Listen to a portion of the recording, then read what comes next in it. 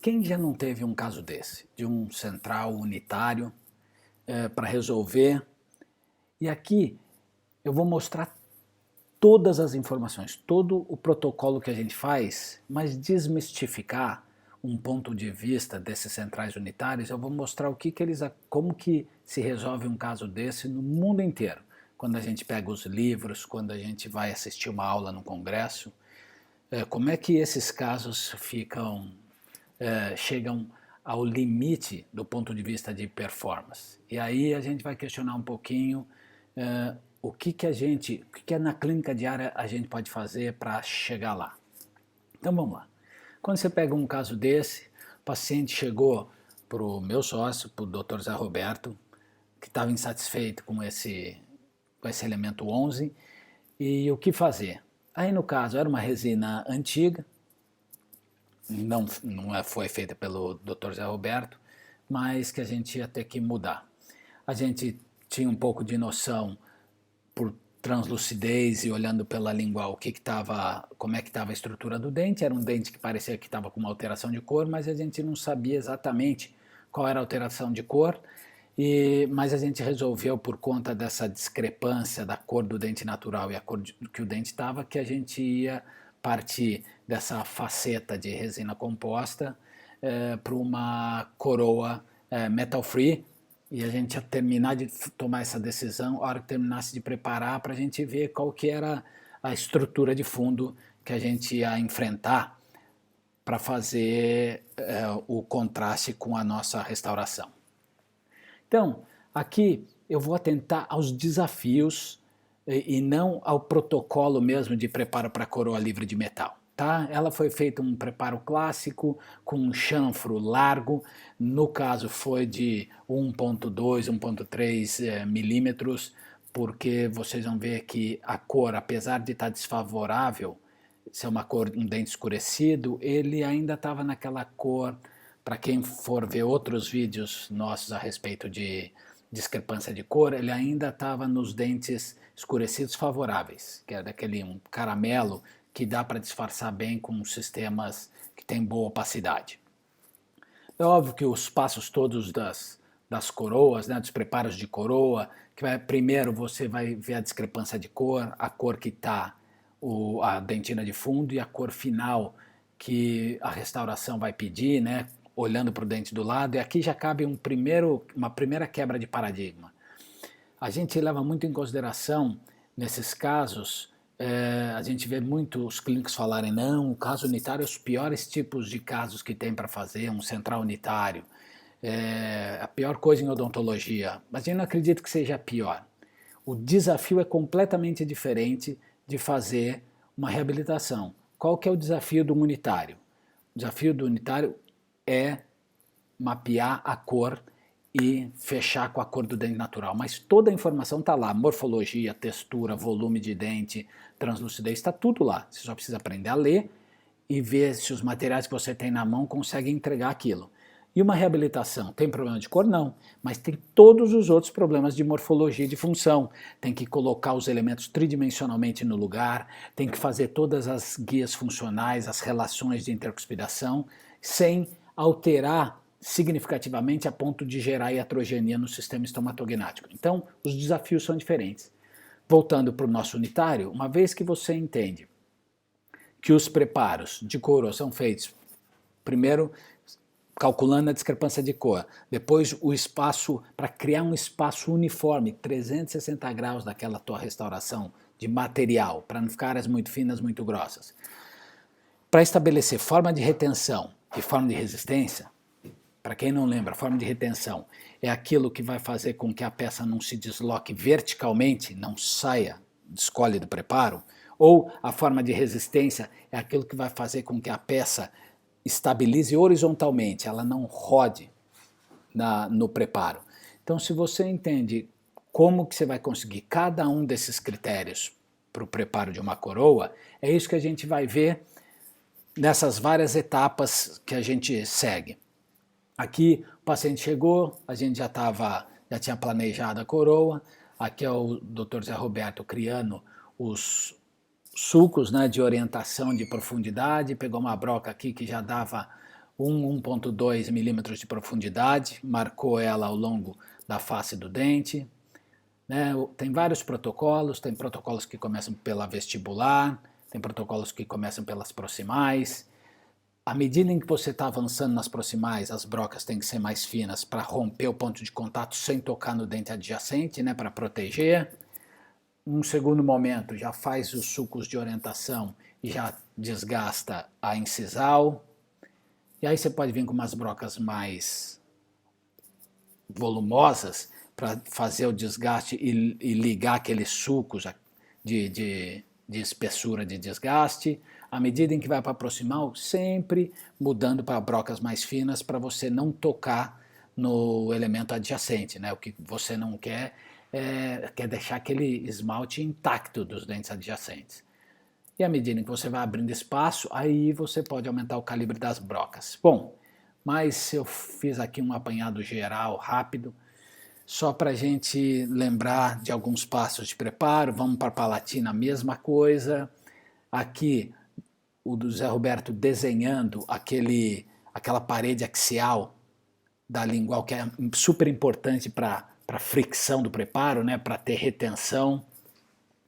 Então tem que tomar muito cuidado. E por último, é um dos preparos em que você tem a maior negligência, que é o preparo do cíngulo mesmo, né, que é de reduzir esse volume do cíngulo para você ter espessura de material na hora que você está fazendo a intercuspidação principalmente e as guias.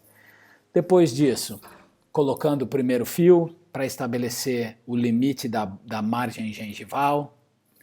Para quem conhece o Dr. Zé Roberto, que faz restaurador há mais de 20 anos no microscópio, sabe que agora é que ele vai começar a dar os acabamentos.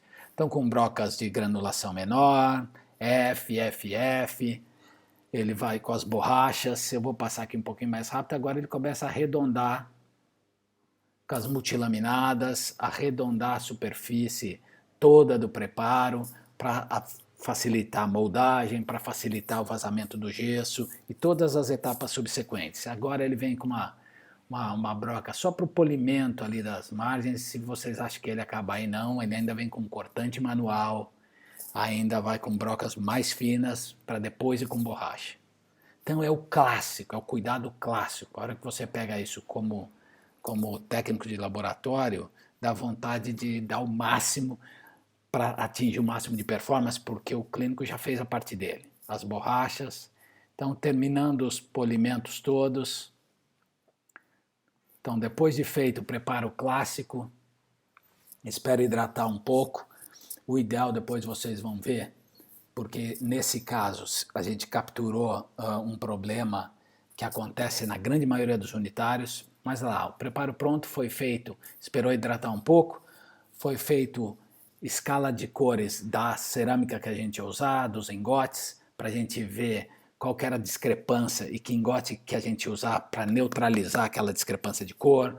Foi feito essas fotografias interagindo com o lábio, e isso é super importante, porque quando o lábio entra no jogo, ele leva sombra. E é exatamente isso que vai acontecer na boca do paciente depois que você instalar a peça. Então, tirar foto com o tecido labial, com a gengiva, tudo em posição, é fundamental para você entender quais são os desafios em baixa luminosidade que o elemento da prótese vai sofrer quando instalar em boca. O Dr. Zé Roberto gosta muito de foto polarizada, que é uma que tira toda a luz refletida, então você consegue entender e mapear um pouco a dentina interna, se tem fluorescência, se não tem. Aqui, essas fotos de baixa luminosidade, alto contraste, é porque a gente consegue ver bem, no laboratório você consegue mapear bem esse desenho, vocês vão ver da área de absorção de luz, o quanto de luz é absorvida de verdade, o quanto é transmitido e o quanto a dentina de fundo devolve nessa área de transição do infiltrado de dentina dos mamelos. Fotos laterais para ver textura, eu vou explicar um pouquinho melhor. As fotos com a escala Vita convencional, porque é super importante essas fotos com as escalas o mais paralelo possível ao dente e recebendo essa luz. Ela é fundamental todo mundo receber a mesma luz, porque o que o laboratório vai ver é essa interação do dente com a luz, da escala com a luz. Ele vai tomar as decisões baseado nessas fotos. Vamos lá. Todas elas agora mandam toda essa informação para o laboratório pega isso, ele vai avaliar. O que a gente avaliou na época? A gente avaliou que sempre que você está na dúvida do valor, você está na dúvida se é um pouquinho mais branco ou um pouquinho menos branco, né, em termos de luminosidade, você fica com um pouquinho mais branco, porque sempre é mais fácil você aumentar o croma, escurecer sem perder a translucidez, do que você clarear. Sempre que o movimento de clarear um elemento anterior, principalmente, que a luminosidade é super importante, toda vez que você tenta clarear, ele opacifica. Então, e quando você tenta escurecer, não, ele mantém a translucidez. Então, como essa é a parte mais difícil, controlar a luminosidade, a gente fica sempre com um ponto, com um engote, com um material, na dúvida, um pouco mais claro do que o dente para a gente depois conseguir manipular isso. A gente decidiu que estava na escala dos clareados, estava no Blitz 3, estava entre o Blitz 3 e o 4, a gente ficou com o 3, porque como estava entre eles, a gente ficou com o mais claro. Aqui com uma escala Vita clássica, para a gente ver a dentina de fundo, que a gente vai ter que lutar para trazer essa cor final para o dente, então era um B1, mas vocês olham lá no colo, que tinha um pouco mais de saturação e a gente ia ter que então anular um pouco daquela saturação, por isso a espessura do chanfro ficou maior, ficou 1.2, 1.1, 1.2 décimos de milímetro, que era a cabecinha da broca. E em cima disso a gente resolveu mapear, a gente usou um LT. E o que a gente tem que mapear? Só para vocês entenderem como é que funciona essa história toda do unitário no laboratório. A gente tem 3 zonas para mapear, para ficar mais simples, são muitas massas que você pode aplicar, né? Aqui eu vou deixar a referência, porque um dos professores que mais introduziu essa complexidade das cores, para mim pessoalmente foi o Dr. Dario Adolfi, lá na 98, 99, que eu dava uma aula no curso dele de cerâmica e pude assistir, auxiliando ele, vários casos. Então ele falava, tinha 3 áreas que você tem que mapear mais forte. O primeiro terço você fica com o chroma e com matiz, você vai escolher a cor do dente. No meio você vai escolher o valor que o dente tem, qual que é a luminosidade. E aí vocês veem que à medida em que o dente vai ficando na boca, ele vai alterando isso, porque ele vai incorporando mineral. Um trabalho lindo do Bernard Toati, processo de envelhecimento. Vale a pena dar uma olhada. E no final, no terço incisal, qual é o design, qual que é o desenho dessa área de infiltrado de dentina, né, que é essa área de absorção de luz. Qual que é a translucidez, ela é translúcida para o azul, é translúcida para o laranja, é translúcida para o amarelo, é translúcida para tons de cinza. Então você tem várias nuances dessa translucidez. E aí você brinca com os materiais. Você brinca com os materiais, seja com o engote, né, nos disilicatos de lítio, ou na zircônia, que você já escolhe a cor que você quer, A1, A2, A3, B1 ou as clareadas. Você pode ali ver a dentina de fundo, ela é translúcida, não é translúcida, eu boto o modificador para saturar ela ou não. Depois o corpo do dente, a mesma coisa, tem fluorescência, não tem, ele acende, tem luminosidade, não tem. Eu tenho que dessaturar, colocar esmalte para ele ficar um pouco mais translúcido ou não. E o último terço é qual que é o desenho daquele infiltrado, e ele tem material fluorescente, eu vou ter que colocar, ele é muito forte ou tem que diluir em dentina. E os transparentes, para que transparente é que tende esse caso, ele tende para o azul, tende para o cinza, para o amarelo e assim por diante. Você mapeia, distribui isso cada um na sua área e depois você tenta copiar exatamente o que a mãe natureza deu. Foi isso que a gente fez com esse unitário. No caso, a gente estava fazendo o IMAX, eu escolhi o LT Blitz 3, porque é a cor clareada do Blitz 3 ali, é o que está mais próximo, né? E o que a gente tem ali para variar? Tem um grupo de engotes que copiam mais características do esmalte, existe um grupo de engotes que copia mais as características de dentina, era uma coroa espessa. A gente acreditou que a dentina, o LT, que é essa área aqui em que fica mais a dentina, então você precisa estratificar coroas para você atingir pontos de naturalidade e absorção de luz melhor. A gente escolheu o Blitz 3, LT Blitz 3 e fazer estratificações em cima.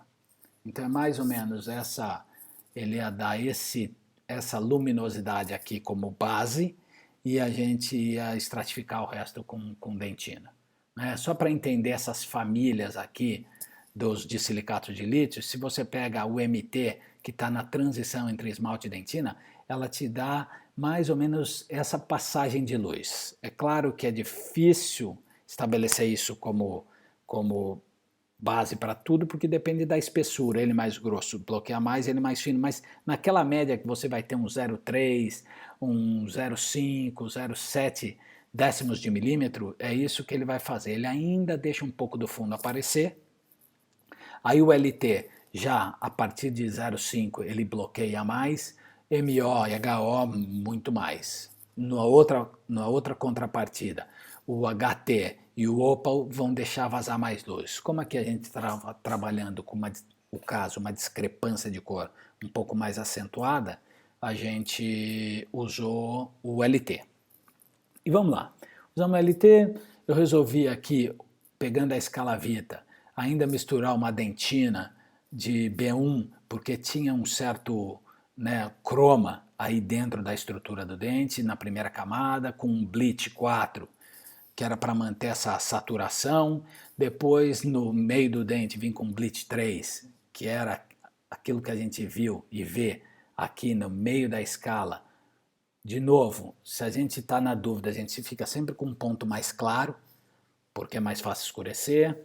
Só que eu dessaturei um pouquinho esse Blitz com um opalescente, um pouquinho esbranquiçado, para levar para as pontas, para aquela área de infiltrado, e depois fiz o contorno todo do que seria o halo com um opalescente um pouquinho translúcido, mais translúcido do que azulado, que é o efeito 1. Bom, fui lá e coloquei e levei para a boca. Aí, olhando, aqui já com 2 queimas, eu fiz em 2 queimas essa primeira estratificação. A hora que eu olhei na boca, e aí, se você tem esse caso de unitário e faz uma primeira prova e fica bem do jeito que vocês estão vendo, não se sinta derrotado não, porque é assim que eu diria que 80% dos casos, ele não vai bater um unitário, porque tem muita coisa em jogo, ele pode ficar próximo, mas é normal que ele não fique, porque a partir daí é que a gente vai fazer uma análise mais aprofundada. Por exemplo, primeiro problema que a gente teve e que acontece na grande maioria dos casos. Olha, a hora que o paciente chegou, o provisório já estava meio solto, então eu só tirei e coloquei, mas o dente não estava desidratado. Olha a cor do dente agora com o B1. Olha como o dente ele é muito mais perto do B1 do que aqueles clareados nas primeiras fotos. O que aconteceu lá nas primeiras fotos? Nas primeiras fotos foram tiradas depois que o procedimento foi feito.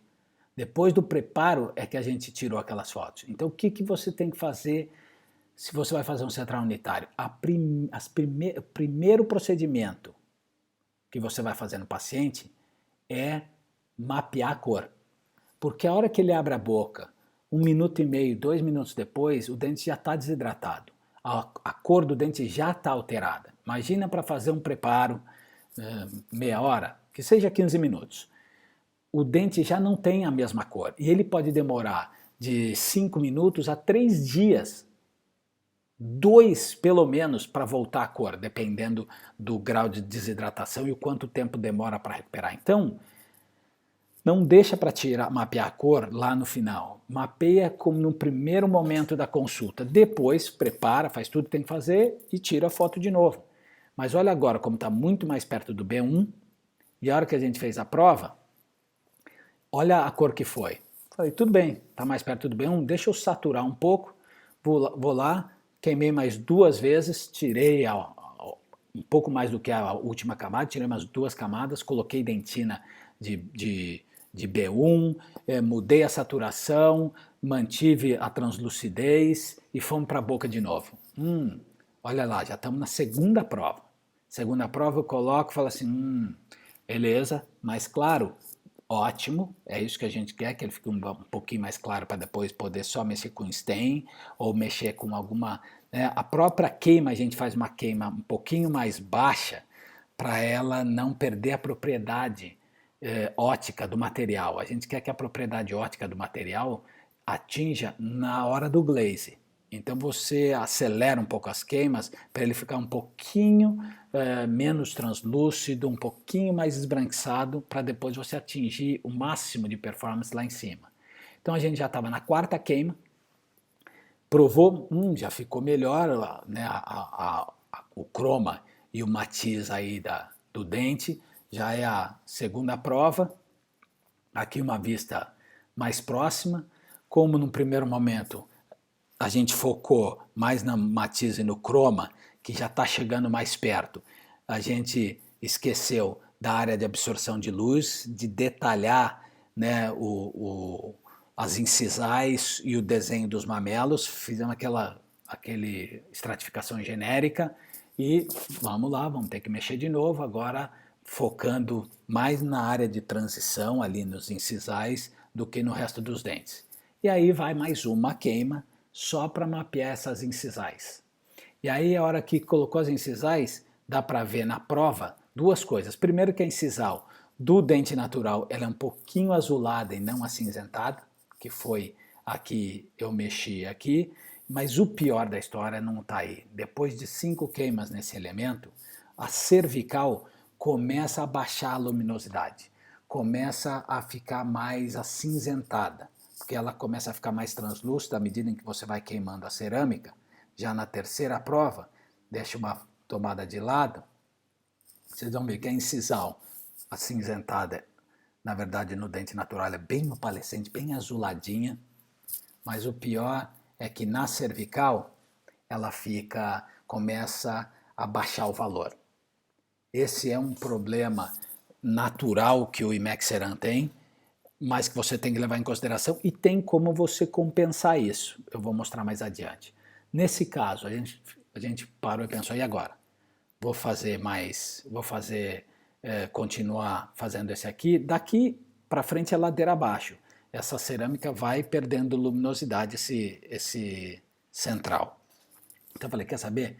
Vou começar tudo de novo, só que deixa eu ver, aproveitar que a gente já está aqui e ver o tamanho desses dentes que eu não estou gostando. E a hora que você pega o dente natural e você copia e joga para o lado do outro do dente da prótese, você vê que a morfologia vai ter que mudar um pouco se a gente quiser deixar os dentes espelhados. Ou, que a gente faz muito hoje, é fazer alguns recontornos em resina para adequar o dente natural à prótese e você gerenciar o espaço que a prótese tem que fechar no espaço protético. Para ela fechar direito, para fechar papila e tudo, você tem que aumentar, você adequa a morfologia do dente natural com resina para ele acertar alguns ângulos para você poder fazer o mesmo desenho na prótese e ela ficar adequada do ponto de vista de gestão de espaço. Então a gente resolveu ir do zero, essa foi o planejamento, se a gente ia aumentar ou não. No final a gente resolveu não aumentar, mas isso hoje acontece muito com os casos de unitários para a gente chegar no máximo de performance. A gente vai adequando, inclusive o dente natural, com pequenas porções de resina para a gente chegar no máximo de performance.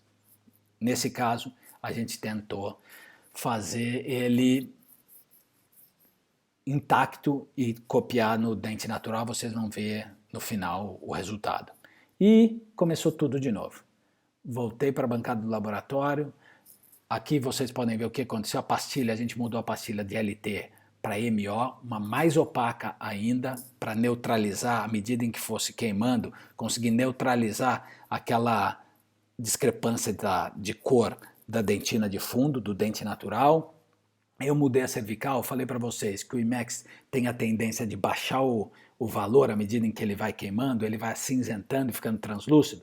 Então aqui eu já misturei com um material fluorescente dele, que é o Mamelon Light, e misturei 20% na dentina para ele iluminar e diminuir essa translucidez da dentina. A gente deixou a mesma cor do corpo, o meio do dente, a gente deixou porque o valor estava muito bom. Aquela área de dessaturação, de absorção de luz, eu coloquei um pouquinho de fluorescente, principalmente no desenho dos mamelos, para ele saltar um pouco mais, vocês vão ver, e cobrir com o mesmo opalescente, com esmalte opalescente com efeito de esmalte 1. E vamos lá, o que seria a quarta prova do unitário. Com todas as alterações, fiz ela em 2 queimas, o croma já estou mais feliz, o valor do dente já estou mais feliz, mas de novo, perdeu o que aí? O desenho da translucidez, da área de absorção, faltou aquele opalescente, aquele azul, que eu tive que depois tirar e fazer mais uma queima só com um material azulado de efeito opalescente. Então aqui, aumentando o contraste na foto, você vê melhor qual é esse desenho da área de absorção de luz e o desenho do mamelo. Então estava quase tudo lá, só faltou esse desenho muito marcado do halo. O que eu fiz? Eu cortei para deixar ele marcado com disco mesmo, dei uma alisada para não deixar aquele corte seco do disco, dei uma arredondada em tudo e apliquei uma última camada de um opalescente azulado, light, para a gente chegar já na 5ª prova, para a gente chegar nesse resultado. E aí eu sei que ele está um tomzinho mais claro, que não tem nenhum problema, mas todos os outros elementos de cor estão lá. Principalmente o desenho da área de absorção de luz final, chegou lá, faltou um pouquinho mais de croma, eu sei que aí eu tenho mais uma queima que vai ficar um pouquinho mais translúcido, e ele vai buscar mais o croma que está ali embaixo do B1, mas a última queima de glaze só, lembra que isso aqui já é a 2ª coroa, porque a gente mudou tudo. Na 4ª queima, a gente chegou, 6ª prova no paciente, ou seja, é a 6ª vez que o paciente vai, a gente tira o provisório, limpa, prova, vê o que tem que fazer, tira a foto, coloca o provisório de novo, ele vai para casa. Na 6ª vez, na 4ª queima desse segundo elemento aí, a gente chegou nesse resultado. O paciente fala assim, ó, não, daqui já está bom demais, eu não quero mais do que isso. A gente também se sentiu no nosso dever, falou assim, não, até aqui também muito mais é impossível, a gente vai precisar de mais 2, 3 sessões para a gente chegar lá e eu não sei se vai ficar melhor do que isso. Então a gente resolveu, cimentou essa coroa, isso aí no dia da cimentação, por conta do afastamento, ele fica com a gengiva bastante irritada, aí voltou 40 dias depois, 45 dias depois, e esse é o resultado final do unitário, depois de 6 visitas. Aqui com um contraste, agora com a gengiva já maturada, lembrando que a gestão dos espaços, o espaço aqui é maior, mesmo trabalhando o ângulo de reflexão, esse foi o limite, talvez um pouquinho de resina no elemento 21, para aumentar, adequar um pouquinho o volume dele, chegaria no 100%, mas todo mundo saiu mais do que satisfeito. Esse é o resultado final, com as fotos, com o lábio interagindo, mudando a posição da luz. Aqui no rosto da paciente, o valor do elemento, copiando o elemento adjacente, o elemento 21, que para a gente é importante essa luminosidade ser exatamente a mesma, porque é isso que vai denotar se o caso ficou ruim ou não aos olhos de um observador. Então aqui e aqui as fotos finais. Por que eu estou colocando isso aqui? Você sai daqui para cá, não é na primeira vez. Eu diria que 98% de todos os casos do mundo no central unitário não é da primeira vez que você acerta. E é normal. Se você pega aquela minha primeira prova e que estava bem fora, aquilo é o normal para um central unitário, mesmo que você tenha feito tudo.